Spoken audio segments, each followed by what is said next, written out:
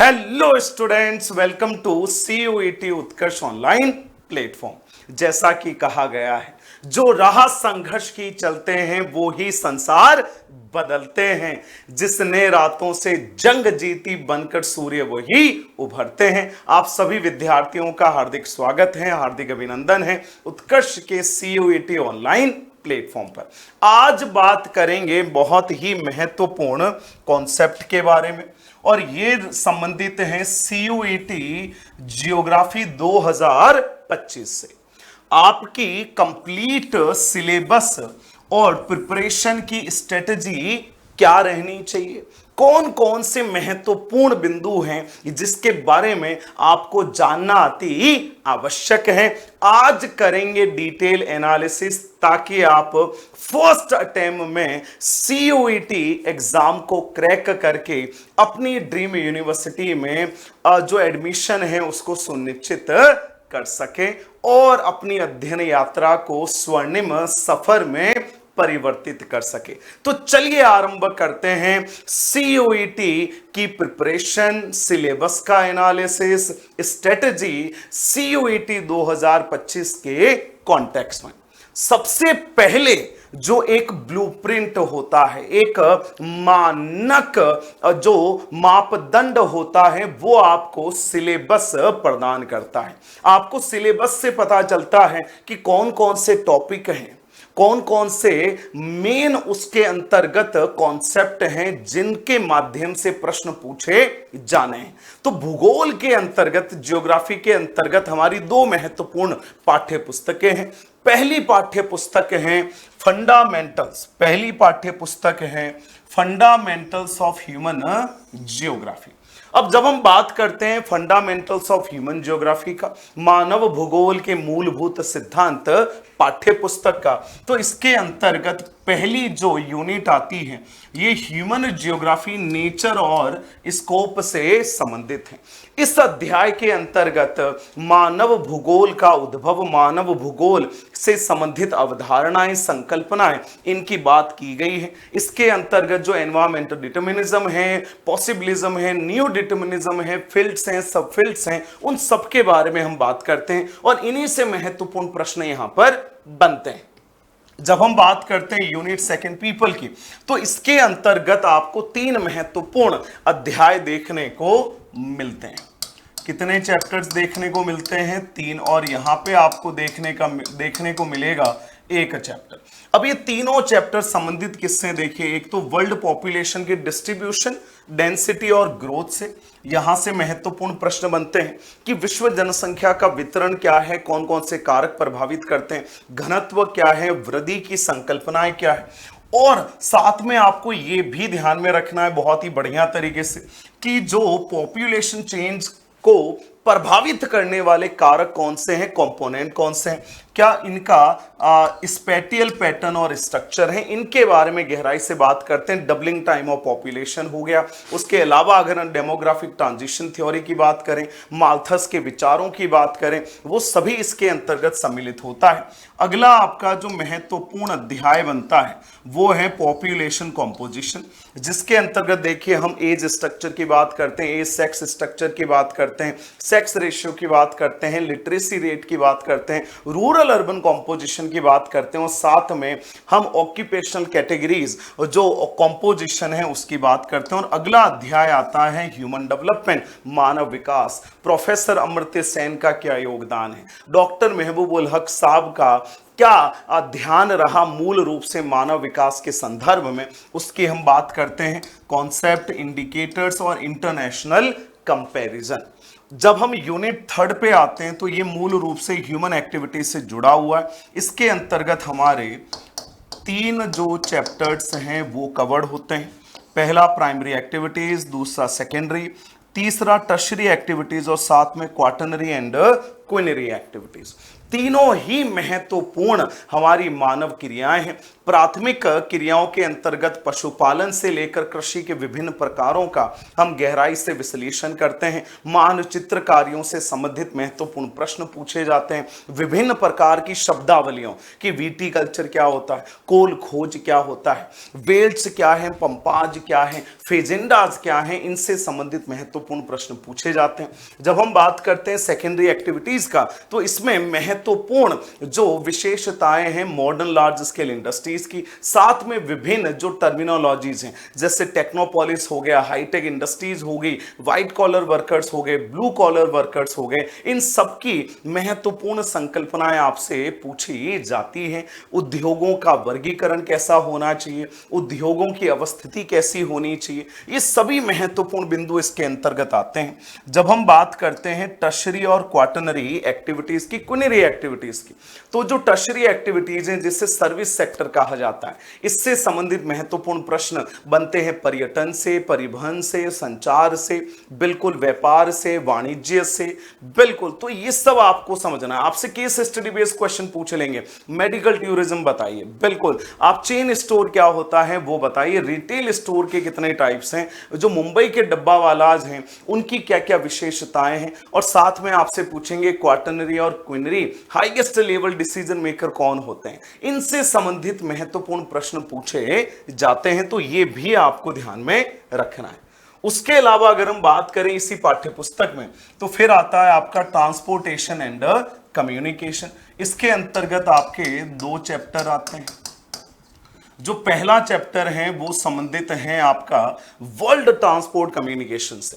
इसमें आप देखिए लैंड ट्रांसपोर्ट पहला महत्वपूर्ण बिंदु, land transport, water transport, air transport, oil and gas pipeline, और साथ में आप देखिए सैटेलाइट और साइबर, सैटेलाइट कम्युनिकेशन और साइबर स्पेस की बात की जाती है। यहां मानचित्र आधारित विभिन्न प्रकार के प्रश्न पूछे जाते हैं, और साथ ही में आपको ध्यान में रखना है जितने भी तथ्य हैं, आंकड़े हैं, आपसे पूछेंगे ट्रांस साइबेरियन के टर्मिनल्स कौन से हैं, कौन सी रिवर को ये क्रॉस करता है, विभिन्न प्रकार के कथन दे रखे हैं, कौन सा कथन ट्रांस साइबेरियन अथवा यूनियन पैसिफिक से संबंधित है, पनामा नहर की वर्तमान में क्या रेलेवेंस है, स्वेज नहर है उससे संबंधित समस्याएं क्या है, ये सभी महत्वपूर्ण प्रश्न यहां पे बनते हैं।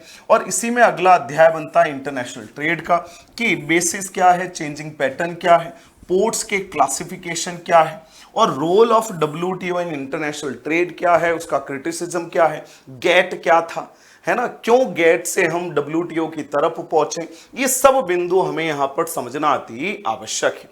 साथ में आप देखिए अगली जो यूनिट है वो ह्यूमन सेटलमेंट से संबंधित है, और इसमें हमारा केवल एक ही अध्याय सम्मिलित होता है, और वो है मानव बस्ती। इसमें हम बात करते हैं रूरल अर्बन सेटलमेंट्स की, हम बात करते हैं सिटीज की मॉर्फोलॉजी की, अदीस अबाबा और कैनबरा की केस स्टडीज इसमें दे रखी है।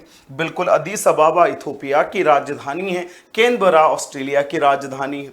उसके बाद जो मेगा सिटीज है उनका क्या डिस्ट्रीब्यूशन है, और ह्यूमन सेटलमेंट से संबंधित क्या क्या समस्याएं हैं mostly associated with developing countries, इन सबसे संबंधित आपसे हाई क्वालिटी क्वेश्चन पूछे जाते हैं। तो ये तो बात हुई पहली पाठ्य पुस्तक फंडामेंटल्स ऑफ ह्यूमन जियोग्राफी की। जो हमारी दूसरी पाठ्य पुस्तक है उसका क्या नाम है, उसका नाम है देखिए India people and the economy.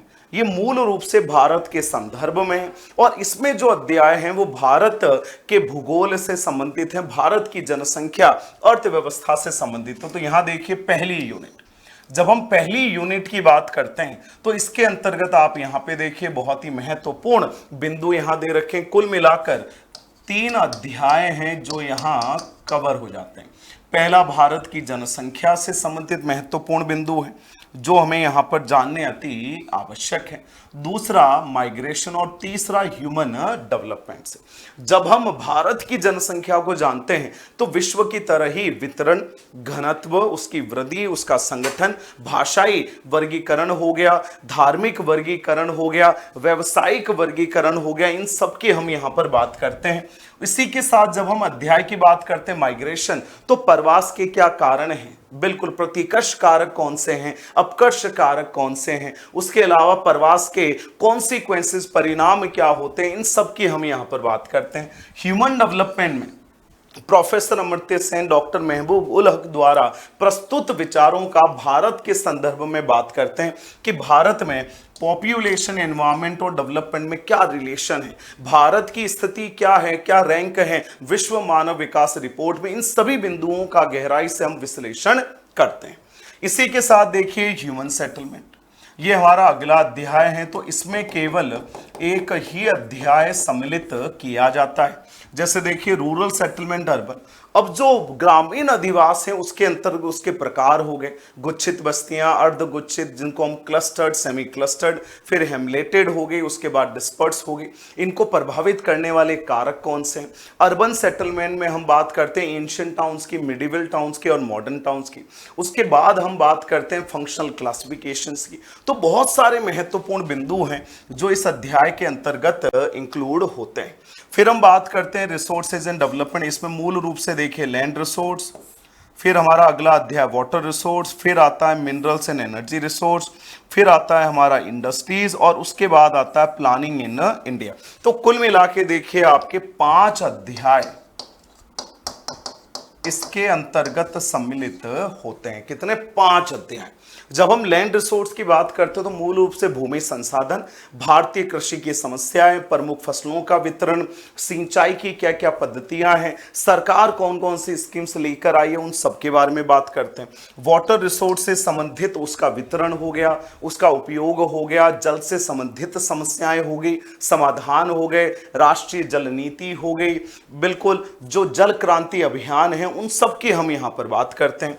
Minerals and energy resources में हम मूल रूप से मेटालिक और नॉन मेटालिक जो मिनरल्स हैं, एनर्जी रिसोर्सेज हैं, उनका मानचित्रों के माध्यम से वितरण को समझते हैं और राष्ट्रीय विकास में इनकी क्या भूमिका है उनका यहां पर मूल रूप से जो वर्णन है वो दिया गया है। जब हम बात करते हैं उद्योगों की तो उद्योगों के जो विभिन्न प्रकार हैं उन सबका गहन विस्तारित विश्लेषण, सीमेंट इंडस्ट्री से लेकर हम पेट्रोकेमिकल इंडस्ट्री तक विश्लेषण करते हैं। भारत के अंतर्गत प्रमुख औद्योगिक क्षेत्र कौन से हैं उनकी भी हम यहां पर बात करते हैं।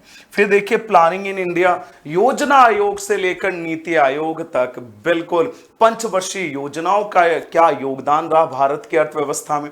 साथ ही में जो हमारे सूखा विकास, सूखा क्षेत्र विकास कार्यक्रम रहे, बिल्कुल drought prone area development programme, hill area development programme, ITDP, गड्डी जो क्षेत्र है चंबा हिमाचल में कैसे विकसित हुआ, इंदिरा गांधी जो नहर है उसकी जो केस स्टडी है, सस्टेनेबल डेवलपमेंट हो गया। इन सबका हम गहराई से विश्लेषण करते हैं प्लानिंग इन इंडिया के अंतर्गत।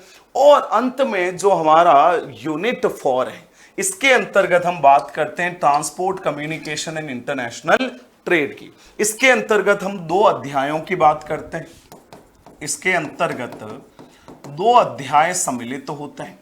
एक है हमारा ट्रांसपोर्ट कम्युनिकेशन, दूसरा है इंटरनेशनल ट्रेड। इसके अंतर्गत हम जानते हैं विश्व ट्रांसपोर्ट कम्युनिकेशन की तरह की जो सड़क परिवहन है, रेलवे परिवहन है, उसके अलावा जो जल परिवहन है, वायु परिवहन है, पाइपलाइन परिवहन है, कम्युनिकेशन है, उनकी क्या क्या भूमिका रही है। मूल रूप से जो इनसेट हो गया, IRS हो गया, उनकी क्या भूमिका रही, भारतमाला प्रोजेक्ट हो गया, भारतीय रेलवे का जो ट्रांसफॉर्मेशन है उसका हम पूरा का पूरा गहराई से विश्लेषण करते हैं। बिल्कुल साथ में जो इंटरनेशनल ट्रेड है उसके अंतर्गत हम बात करते हैं इंडिया के फॉरेन ट्रेड की, बिल्कुल इंपोर्ट की, एक्सपोर्ट की, क्या क्या उसमें परिवर्तन आ रहे हैं, बहुत सारे आंकड़े हैं, टेबल हैं, उनका हम गहन विस्तारित विश्लेषण करते हैं। प्रमुख जो बंदरगाह हो गए, उनके पृष्ठ प्रदेश हो गए, एयरपोर्ट हो गए, इन सभी को हम गहराई से पढ़ने की कोशिश करते हैं। जितने भी आंकड़े हैं, जितने भी टेबल हैं, जितने भी मानचित्र हैं, उनका गहराई से विश्लेषण। और अंत में है geographical perspective on selected issues and problems, और इसमें आता है आपका चैप्टर 1। क्या आता है? चैप्टर 1। तो देखिए environmental pollution, urban waste, urbanisation, rural urban migration, problems of slums, land degradation. Dorala जो केस स्टडी है उसकी बात करते हैं, झबुआ केस स्टडी की बात करते हैं, धारावी का विकास कैसे संभव है, धारावी की क्या क्या समस्या है, और उसके अलावा जो रूरल अर्बन माइग्रेशन है उसमें भी हम केस स्टडी की बात करते हैं।